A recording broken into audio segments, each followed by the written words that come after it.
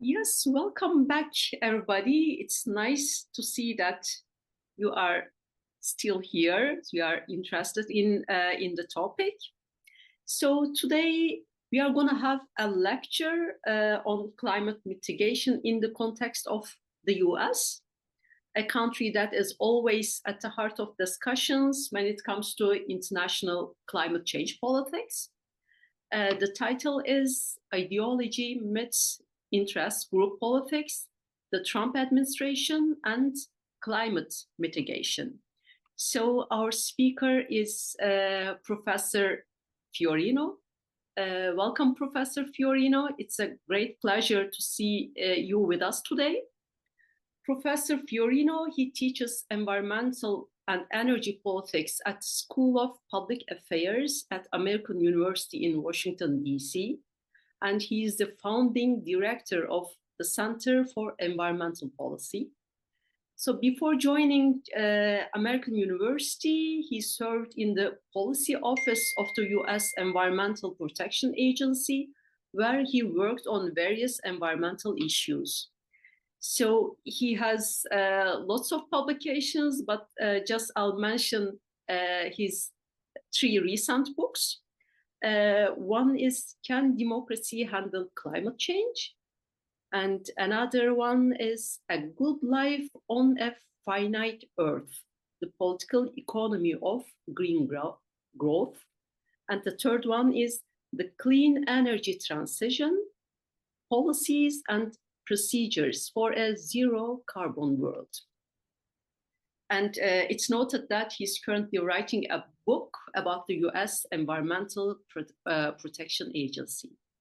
So, Professor Fiorino, we are very enthusiastic to hear from your experience plus your scholarly work.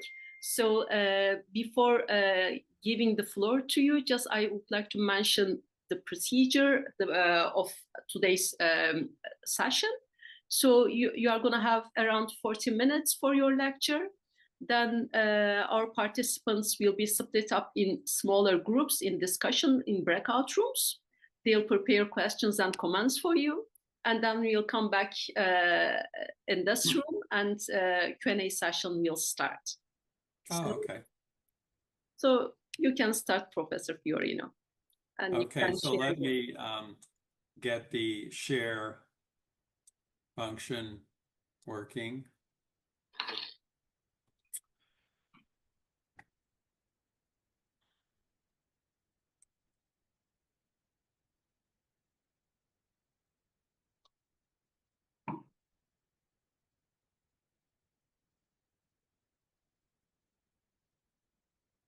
Okay, very good. Well, it's a pleasure to be with everyone today. You are examining an important topic, I think, in international climate politics and definitely in climate politics in the United States. So I will start off with an indication of my own leanings. I am not a fan of our current president, of Donald Trump, and you will see many critical comments. And I think that President Trump reflects many of the issues that we associate with populism around the world. So in some ways, the United States is somewhat representative, I would say, of things that are going on elsewhere. So just to give you a sense of what I'll be talking about, and I'll talk for about 30 to 40 minutes, and then we will proceed with our format. I thought I'd give a current, all of these are brief. There are a lot of topics here, but give a picture of current US politics and the role of the fossil fuel industry, and then some comments about populism and climate change, how populism affects attitudes toward climate policies. And I'll be focusing largely, if not entirely, on what we would call right-wing populism, because left-wing populism is a very different set of factors. Mostly there we see a concern with vulnerable groups and concern with the impacts of climate change. Right-wing populism is I would say, a different animal. Then how sort of my main thesis, how ideology meets interest group politics. And the short version of my argument there is that the Republican Party of the United States has always represented the interests of the fossil fuel industry. That's part of distributional or interest group politics. But now we see a particular ideology, right-wing populism, that is very skeptical for reasons that I'll discuss about climate mitigation in general. And what we're seeing is a very close alignment of interest group politics and ideology. And it is a thin ideology. I think the presentation after mine, you'll get a picture of that. Then I just want to talk briefly about Trump administration climate mitigation policies. And in general, they are not very favorable for climate mitigation. And then just a few notes on the prospects from here.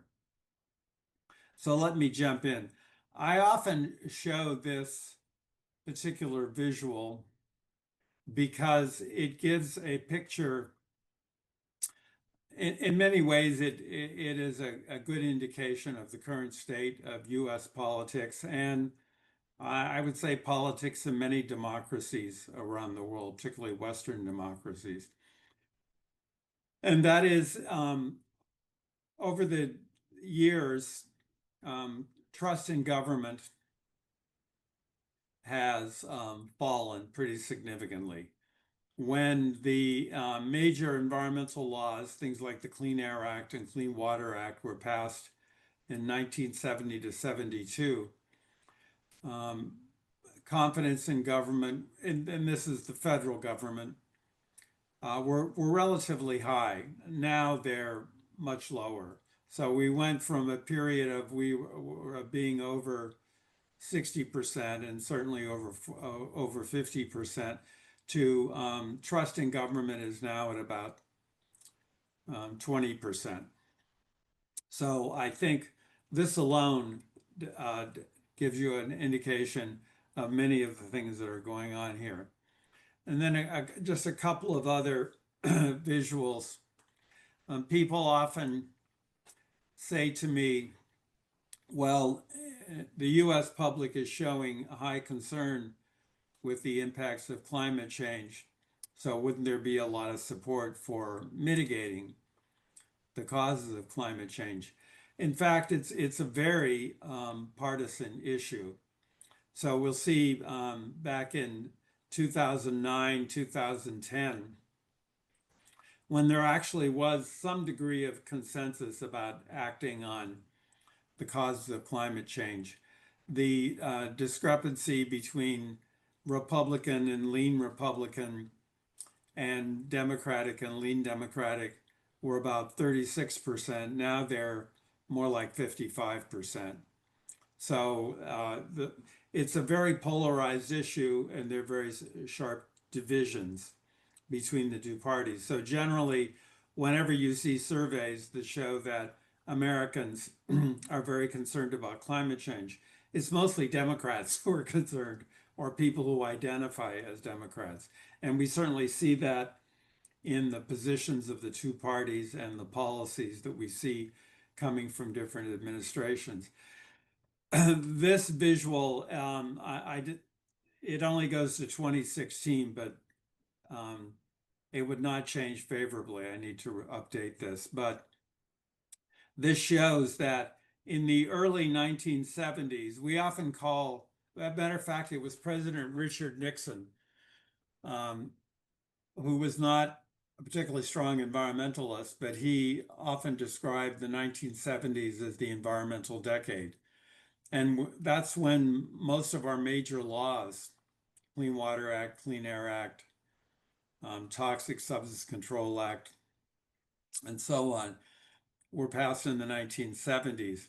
And we see that there was the gaps between the two parties were not all that profound. I mean, there are always going to be gaps because different parties represent different kinds of interests. But we see this gap widening through the starting in the 1990s and then increasing very considerably since then. So there's been some debate on whether, well, do political elites, that is elected officials who make policy, did the divisions occur first there, or did they first occur among the electorate? Um, it happened in both, and I think there was probably something of an interactive effect, but we'll leave that discussion for another day. I recently read a book by David Carroll, who is an American political scientist, I think.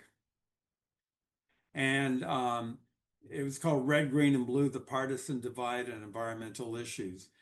And he made a number of interesting observations generally about the causes of the sharp political polarization we're experiencing now and how it may apply in particular to environmental issues.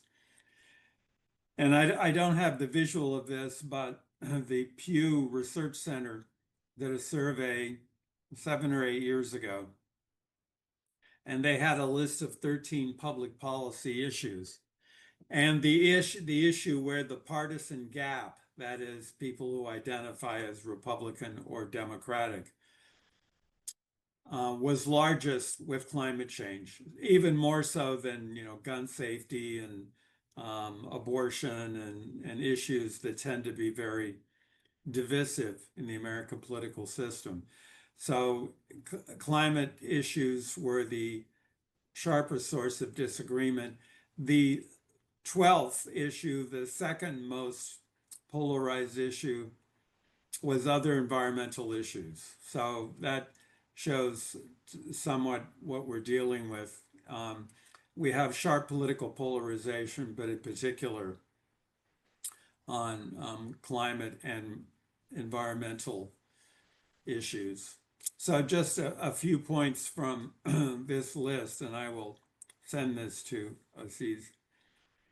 Environmentalism has increasingly become a political issue. Most conservative parties around the world accept the need for climate action. Our Republican Party, in general, particularly with Donald Trump as the leader of the party, does not accept that. And there's an active climate denial movement in the United States. And even when people say, well, yeah, there may be some evidence that these changes are caused by human activity, it would be too costly or compromise other interests to deal with them. So there's a very strong anti-climate mitigation movement in the United States, and we often don't see that of conservative parties elsewhere. There has been something of a geographic realignment of the parties, and you've probably all seen the maps of the Electoral College and presidential elections. And the Northeast has become very Democratic, and the West Coast has become very Democratic. And much of the South, the states that were actually part of the old Confederacy during the Civil War, has become very Republican, with the middle of the country also tending to be strongly Republican. So there are a variety of factors, and certainly I would be happy to answer any questions about that. But in general, we've had a closer identification of the parties with certain kinds of interest groups. And Carroll finds that Republican representation of the mining, energy, and farming sectors had increased by 2015. On climate change, public opinion lagged elite views, so he said that the elites became polarized, and then that spread on to voters. the general public. We see some fairly sharp divisions around resource development. And could it change? Yes, he concludes, but once established, party interest group realignments are sticky, meaning it can be difficult to change them. So that's a little bit of context. I was looking for some way to show that states in the U.S. that rely extensively on fossil fuels as the basis for their economic activity tend to be more skeptical of climate mitigation. And it's difficult to prove this, and I'm still looking for studies that examine the relationship. This is one way of looking at it. So Texas, of course, has been a consistently Republican state. There are a few outliers in this case. New Mexico has in recent years been a Democratic state, and they control congressional delegation and the governor, and they've been in presidential elections. So there's a bit of an anomaly. If you look at some of the others, Oklahoma, West Virginia, Louisiana, Wyoming, Alaska, there are some patterns. So it's difficult to prove this, but I also took this slide from Brookings, the 9 most mining intensive state economies, because what may matter is sort of the proportion of state economic activity that depends on the fossil fuel industry. And in that case, Wyoming, Alaska, West Virginia, North Dakota, Oklahoma, New Mexico, again, a bit of an aberration, but Texas, Montana, Louisiana. With the exception of New Mexico, those are all states that do not pursue and actively are hostile to climate mitigation policies and have tended to be very Republican. So just some observations. I think that states' dependence on fossil fuels do help shape their attitudes toward climate mitigation and climate change in general. The exceptions are states like California, which is a very large and diverse economy. So a variety of different things make up the state economy. New Mexico and Colorado. New Mexico has a large Native American population, a large Latino population, so we could find other factors. Colorado is a complicated case, but in general, I think it's a safe statement to say that states that rely heavily on fossil fuels for their economies tend to be very skeptical of climate mitigation and tend to be Republican states. So I'll leave it there for now. In general, I think that American scholars make a little more of campaign contributions than they should, particularly when it comes to the presidency. But this is at least a useful graphic because it shows that for the Senate, 92% of contributions from the oil and gas industry went to Republicans, 8% to Democrats in the House. Almost not quite as overwhelming, but 85% to Republicans. So clearly there is a sharp difference in campaign contributions and their desire to influence activity. So here, let me just talk a bit about right-wing populism and climate change. I was part of a workshop and a special issue of a journal, Environmental Politics, in 2022, 2021, and 22 that examined the effects of populism on climate change policies.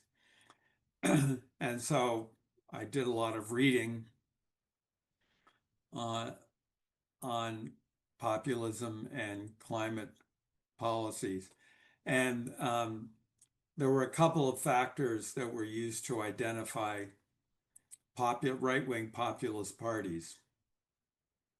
One is hostility toward elites and experts. And we certainly see this in many right-wing populist parties, but definitely in the United States, where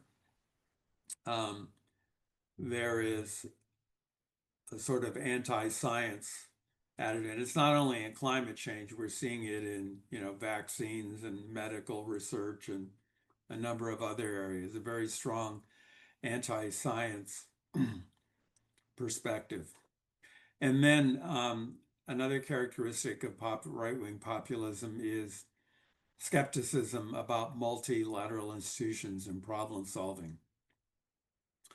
And because climate policy depends largely on scientific expertise, it's not an obvious sort of problem. We need scientific information and requires multilateral problem solving because it is a global problem. Those are very important factors. And we do see those from the Trump administration. I'm happy to answer any other questions about that. And then a strong sense of nationalism and reliance on domestic resources. So the view is that we should depend on domestic resources to meet our energy needs. And President Trump issued, I think on his first day in office, an executive order that declared an energy emergency and stressed the need to develop oil, gas, coal resources.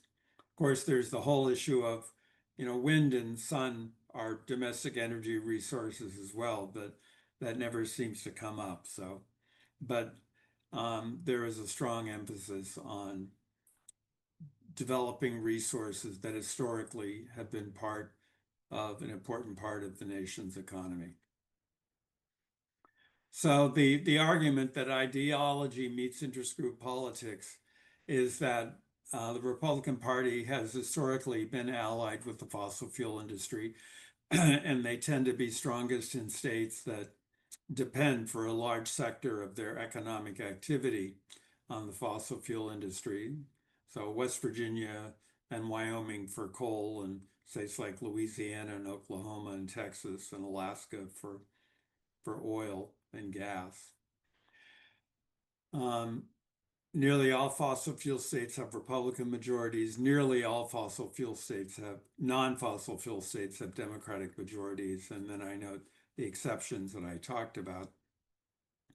And the oil and gas industry has historically funded a lot of the climate denialism.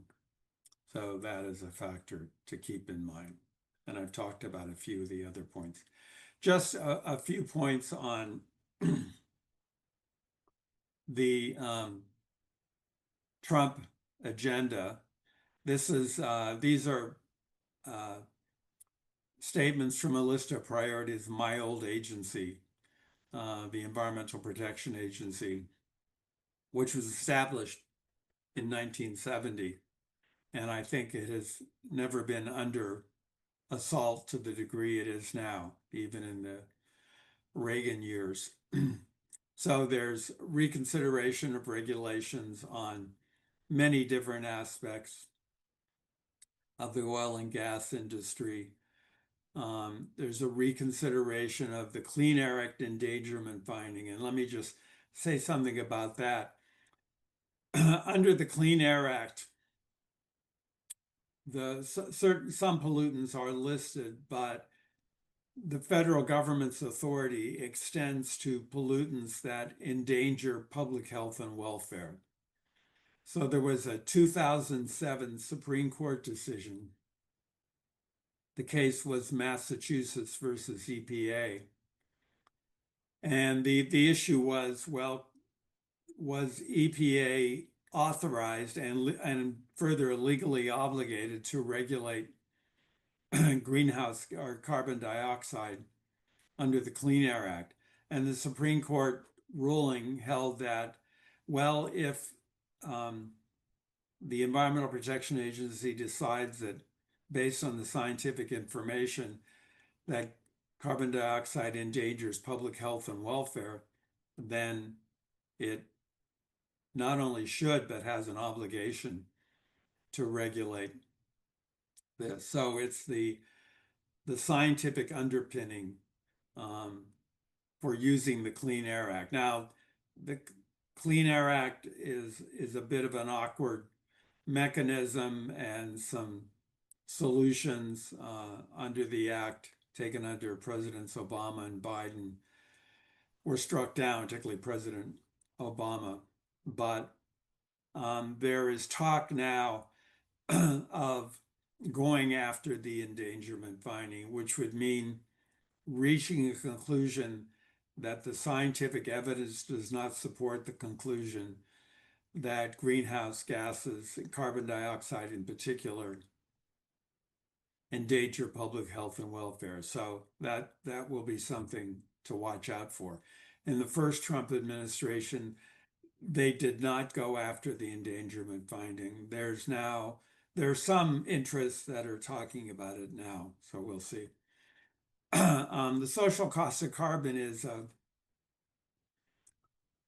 it actually came out of a court case many years ago where the court ruled that if the federal government is going to make decisions about energy efficiency and about limiting greenhouse gases, it should have a social cost of carbon to use as a yardstick for comparing.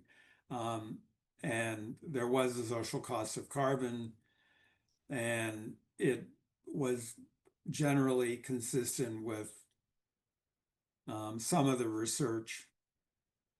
Trump has now disbanded the interagency working group and told agencies not to consider the social cost of carbon. They're reconstituting the Science Advisory Board, the Clean Air Act Scientific Advisory Committee, known as CASAC, reversing many parts of the Inflation Reduction Act to the extent they still can. And this is an interesting issue because studies have shown that over 80% of the benefits of the Inflation Reduction Act went to districts represented by Republican congressional delegates, House members.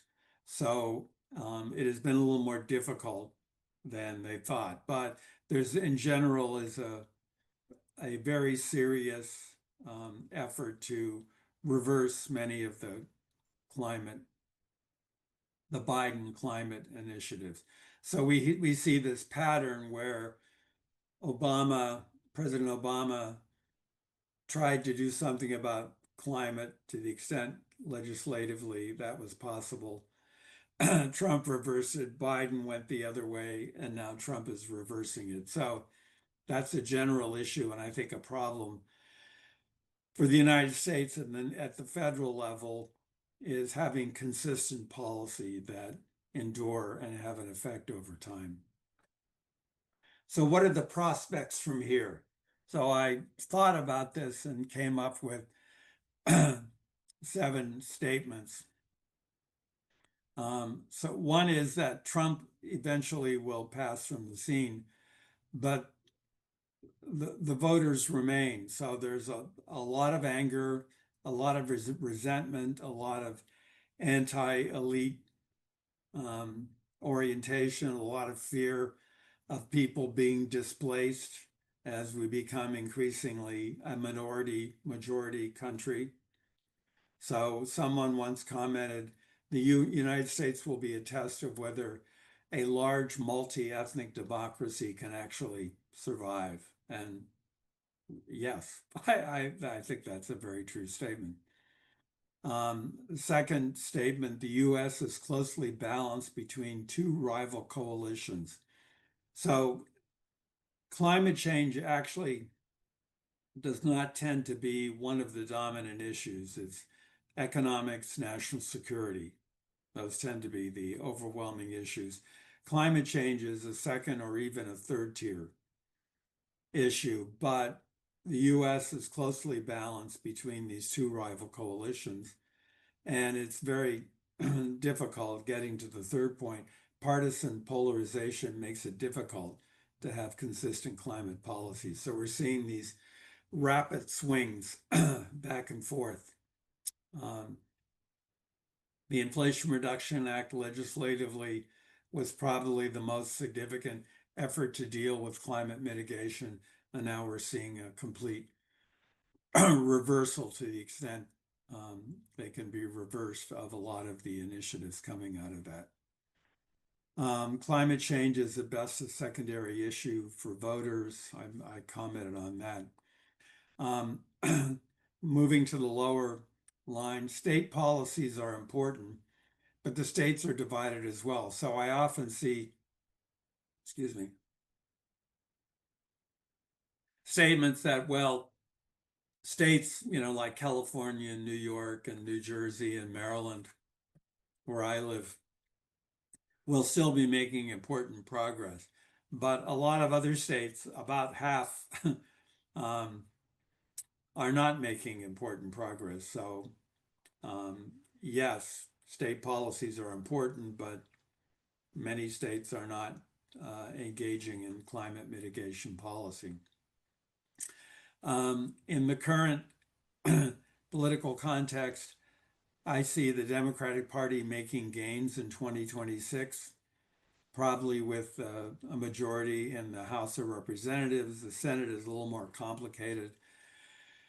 And there's certainly a very good prospect in 2028 that we will shift back in the other direction with a Democratic president again. So it's unpredictable, but I think in the current mode of sort of anger and voter resentment, there is a strong tendency to want to throw the rascals out and move back and forth.